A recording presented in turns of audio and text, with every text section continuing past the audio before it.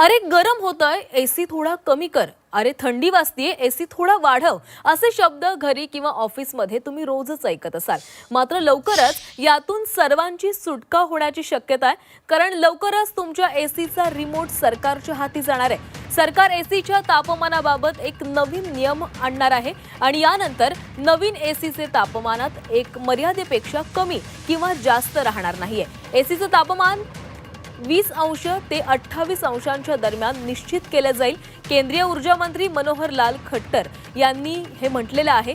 सरकार देशभरात एसीसाठी नवीन तापमान रेंज लागू करण्याची योजना आखत आहे. या योजनेअंतर्गत एसीला 20 अंश सेल्सिअस पेक्षा कमी थंड होऊ दिलं जाणार नाहीये आणि कमाल मर्यादा ही 28 अंश सेल्सिअस असेल.